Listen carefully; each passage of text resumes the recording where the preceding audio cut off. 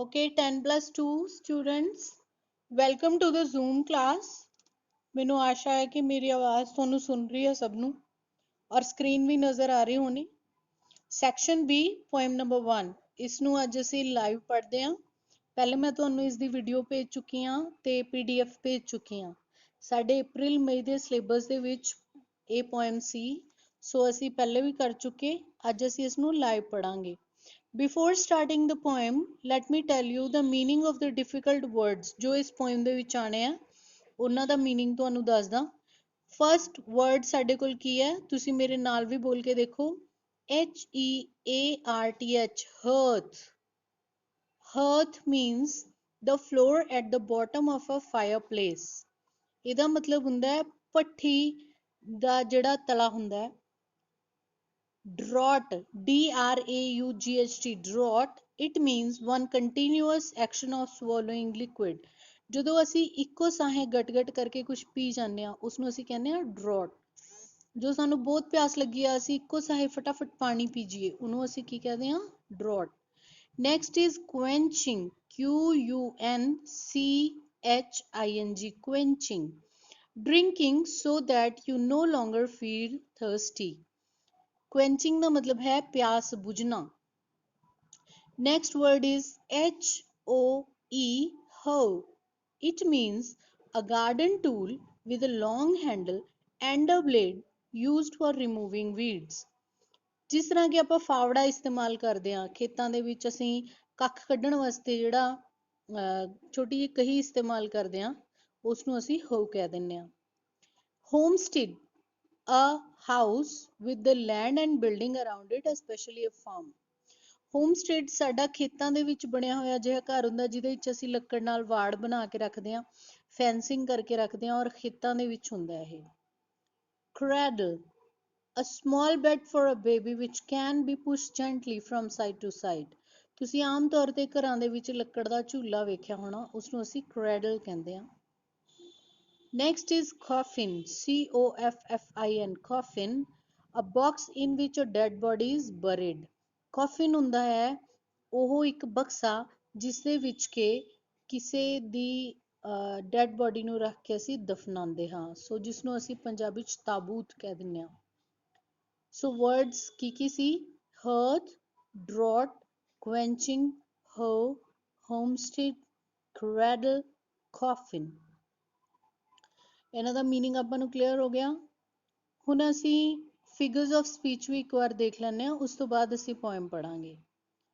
Figures of speech ਕੀ ਹੁੰਦੇ ਆ? Beautiful techniques of beautifying the language of poetry. ਸਾਡੀ ਜਿਹੜੀ ਕਵਿਤਾ ਦੀ ਭਾਸ਼ਾ ਹੁੰਦੀ ਹੈ ਉਹ ਹਮੇਸ਼ਾ ਆਮ ਭਾਸ਼ਾ ਤੋਂ ਜ਼ਿਆਦਾ ਸੋਹਣੀ, ਵੱਖਰੀ ਹੁੰਦੀ ਹੈ।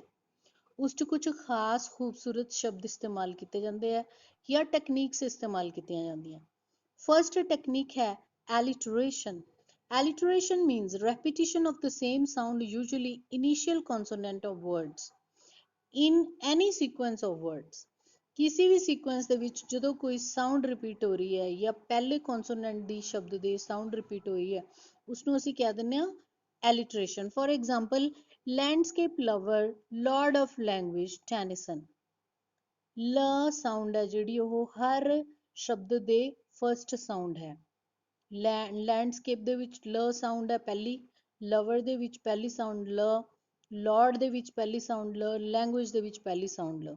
ਜਿੰਨੇ ਵੀ ਸ਼ਬਦ ਨੇ ਉਸ ਦੇ ਵਿੱਚੋਂ ਸਿਰਫ ਇੱਕ ਆਫ ਇੱਕ ਪ੍ਰੈਪੋਜੀਸ਼ਨ ਹੈ, ਉਸਨੂੰ ਛੱਡ ਕੇ ਜਿੰਨੇ ਵੀ ਸ਼ਬਦ ਨੇ ਉਹਨਾਂ ਦੀ ਪਹਿਲੀ ਸਾਊਂਡ ਕੀ ਹੈ? ਲ।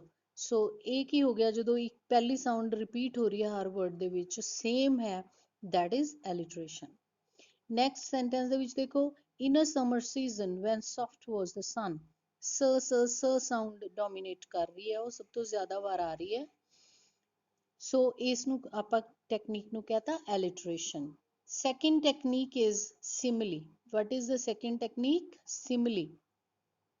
Simile is an explicit or clear comparison between two different things, actions or feelings using the word as or like। As in example, I wandered lonely as a cloud। ਤਾਂ ਬੇਟਾ ਜਦੋਂ ਅਸੀਂ ਦੋ ਨਾਵਾਂ ਨੂੰ ਜਾਂ ਦੋ ਪੜਨਾਵਾਂ ਨੂੰ ਆਪਸ ਵਿੱਚ ਉਹਨਾਂ ਦੀ ਤੁਲਨਾ ਕਰਦੇ ਹਾਂ as ਜਾਂ like ਸ਼ਬਦ ਇਸਤੇਮਾਲ ਕਰਕੇ, ਇਸ ਟੈਕਨੀਕ ਨੂੰ ਅਸੀਂ ਕੀ ਕਹਿੰਦੇ ਆ, ਸਿਮਲੀ। ਜਿਵੇਂ ਕਿ ਸੈਂਟੈਂਸ ਹੈ, ਆਈ ਵਾਂਡਰਡ ਲੋਨਲੀ ਐਜ਼ ਅ ਕਲਾਊਡ, ਤਾਂ ਮੈਂ ਆਪਣੇ ਆਪ ਨੂੰ, ਆਈ ਨੂੰ ਕਲਾਊਡ ਨਾਲ ਕੰਪੇਅਰ ਕੀਤਾ, ਬੱਦਲ ਨਾਲ ਕੰਪੇਅਰ ਕੀਤਾ, ਕਿ ਮੈਂ ਬਿਲਕੁਲ ਐਵੇਂ ਹੀ ਇਕੱਲਾ ਘੁੰਮ ਰਿਹਾ ਸੀ ਜਿਵੇਂ ਇੱਕ ਬੱਦਲ ਘੁੰਮ ਰਿਹਾ ਹੁੰਦਾ। ਵਾਂਡਰਡ ਹੁੰਦਾ ਐਵੇਂ ਹੀ ਘੁੰਮਣਾ ਬਿਨਾਂ ਕਿਸੇ ਮਕਸਦ ਤੋਂ, ਤਾਂ ਮੈਂ ਉਵੇਂ ਹੀ ਘੁੰਮ ਰਿਹਾ ਸੀ ਜਿਵੇਂ ਕੋਈ ਬੱਦਲ ਘੁੰਮ ਰਿਹਾ ਹੁੰਦਾ। ਤਾਂ ਮੈਂ ਆਪਣੇ ਆਪ ਨੂੰ ਕਿਹਦੇ ਨਾਲ ਕੰਪੇਅਰ ਕੀਤਾ, ਇੱਕ ਬੱਦਲ ਨਾਲ। ਲੇਕਿਨ ਕੰਪੇਅਰ ਕਰਨ ਲੱਗੇ ਮੈਂ ਕਿਸ ਸ਼ਬਦ ਦਾ ਇਸਤੇਮਾਲ ਕੀਤਾ, ਐਜ਼। ਸੋ ਐਜ਼ ਜਾਂ ਲਾਈਕ ਸ਼ਬਦ ਇਸਤੇਮਾਲ ਕਰਕੇ ਜਦੋਂ ਕੋਈ ਦੋ ਚੀਜ਼ਾਂ ਨੂੰ ਅਸੀਂ ਤੁਲਨਾ ਕਰਦੇ ਹਾਂ, ਉਸਨੂੰ ਅਸੀਂ ਕੀ ਕਹਿੰਦੇ ਹਾਂ, ਸਿਮਲੀ। ਮੈਟਾਫਰ ਨੰਬਰ 3, ਮੈਟਾਫਰ 'ਚ ਵੀ ਕੰਪੈਰੀਜ਼ਨ ਹੁੰਦਾ ਹੈ, ਲੇਕਿਨ ਸਿਮਲੀ ਦੇ ਵਿੱਚ ਐਜ਼ ਜਾਂ ਲਾਈਕ ਸ਼ਬਦ ਵਰਤਿਆ ਜਾਂਦਾ ਹੈ, ਮੈਟਾਫਰ ਦੇ ਵਿੱਚ ਐਜ਼ ਜਾਂ ਲਾਈਕ ਸ਼ਬਦ ਨਹੀਂ ਵਰਤਿਆ ਜਾਂਦਾ। It is a figure of speech in which there is an indirect implied or hidden comparison. ਇਸ ਦੇ ਵਿੱਚ ਕੰਪੈਰੀਜ਼ਨ ਸਿੱਧਾ ਨਹੀਂ ਹੁੰਦਾ ਜਿਵੇਂ ਸਿਮਲੀ 'ਚ ਹੁੰਦਾ, ਬਲਕਿ ਅਸਿੱਧਾ ਹੁੰਦਾ, ਲੁਕਿਆ ਹੋਇਆ ਹੁੰਦਾ, ਹਿਡਨ ਹੁੰਦਾ, ਇਨਡਾਇਰੈਕਟ ਹੁੰਦਾ। ਫॉर एग्जांपल, ਪਹਿਲਾ ਸੈਂਟੈਂਸ ਦੇਖੋ ਐਗਜ਼ਾਮਪਲਸ ਦੇ ਵਿੱਚ, he is as brave as a lion, as ਸ਼ਬਦ ਇਸਤੇਮਾਲ ਹੋ ਗਿਆ, ਇਸ ਲਈ ਕੀ ਹੋ ਗਿਆ, ਸਿਮਲੀ। ਲੇਕਿਨ ਅਗਰ ਅਸੀਂ ਕਹਿ ਦਈਏ he is a lion, ਫਿਰ ਵੀ ਅਸੀਂ ਉਸਨੂੰ ਲਾਇਨ ਨਾਲ ਕੰਪੇਅਰ ਕਰ ਰਹੇ ਹਾਂ, ਲੇਕਿਨ ਐਜ਼ ਜਾਂ ਲਾਈਕ ਸ਼ਬਦ ਨਹੀਂ ਇਸਤੇਮਾਲ ਕਰ ਰਹੇ। ਸੋ ਇਹ ਕੀ ਹੋ ਗਿਆ, ਮੈਟਾਫਰ। ਮੈਟਾਫਰ ਕੀ ਹੁੰਦਾ, ਚਿੰਨ੍ਹ। ਸਿਮਲੀ ਹੁੰਦਾ ਹੈ ਕਿਸੇ ਚੀਜ਼ ਨੂੰ ਕਿਸੇ ਚੀਜ਼ ਨਾਲ ਤੁਲਨਾ ਕਰਨਾ, ਜਦੋਂ ਕਿ ਮੈਟਾਫਰ ਕੀ ਹੁੰਦਾ, ਚਿੰਨ੍ਹ ਦੇ ਰੂਪ ਦੇ ਵਿੱਚ ਇਸਤੇਮਾਲ ਕਰ ਲੈਣਾ। ਸੋ ਅਸੀਂ ਲਾਇਨ ਨੂੰ ਉਹਦੇ ਚਿੰਨ੍ਹ ਦੇ ਰੂਪ ਦੇ ਵਿੱਚ ਇਸਤੇਮਾਲ ਕਰ ਲਿਆ। He is as brave as a lion, simile. He is a lion, metaphor.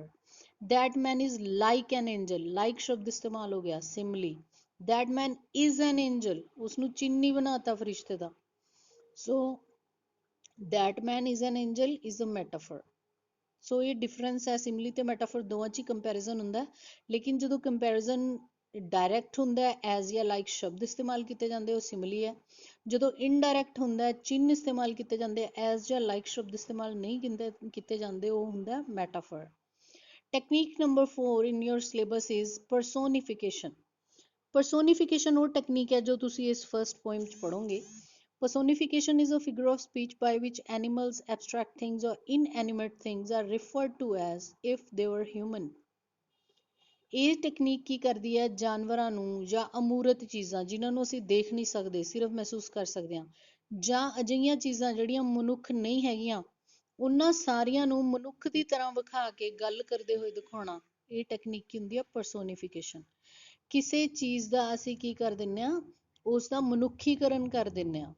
For example, ਇੱਥੇ ਵਿਲੀਅਮ ਸ਼ੇਕਸਪੀਅਰ ਦੀਆਂ ਲਾਈਨਸ ਦਿੱਤੀਆਂ ਗਈਆਂ ਨੇ, love is not time's fool though rosy lips and cheeks within his bending sickle's compass come, love alters not with the brief hours and weeks but bears it out even to the edge of the doom.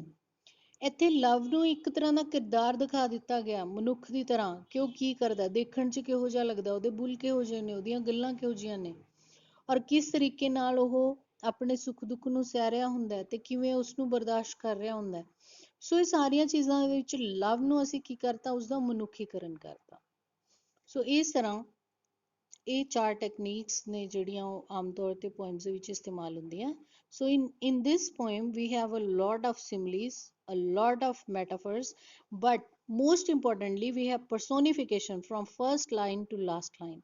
ਪਹਿਲੀ poem ਦੇ ਵਿੱਚ ਪਰਸੋਨੀਫਿਕੇਸ਼ਨ ਦੀ technique through out use ਕੀਤੀ ਗਈ ਹੈ, ਜਦੋਂ ਕਿ ਬਹੁਤ ਜਗ੍ਹਾ ਤੇ ਸਿਮਲੀ ਤੇ ਮੈਟਾਫਰ ਵੀ ਯੂਜ਼ ਕੀਤੇ ਗਏ ਨੇ। ਸੋ the name of the poem is Prayer of the Woods. ਤੁਹਾਡੀ ਪਹਿਲੀ ਪੋਇਮ ਹੈ section B the. Writer is ਐਨੋਨਿਮਸ, ਅਣਜਾਣ, ਸਾਨੂੰ ਨਹੀਂ ਪਤਾ ਕਿਹਨੇ ਲਿਖੀ ਹੈ, ਲੇਕਿਨ ਪੋਇਮ ਬੜੀ ਅੱਛੀ ਹੈ, ਇਸ ਲਈ ਸਿਲੇਬਸ 'ਚ ਰੱਖੀ ਗਈ ਹੈ। Now I start reading the poem. ਪਹਿਲੇ ਮੈਂ ਪੂਰੀ ਪੋਇਮ ਪੜ੍ਹਨੀ ਹੈ ਤੁਹਾਡੇ ਲਈ, ਉਸ ਤੋਂ ਬਾਅਦ ਇੱਕ ਇੱਕ ਲਾਈਨ ਦਾ ਮੀਨਿੰਗ ਸਮਝਾਉਂਗੀ। ਪਹਿਲੇ ਪੂਰੀ ਪੋਇਮ ਨੂੰ ਅੱਛੇ ਤਰੀਕੇ ਨਾਲ ਸੁਣੋ ਤੇ ਇੰਜੋਏ ਕਰੋ।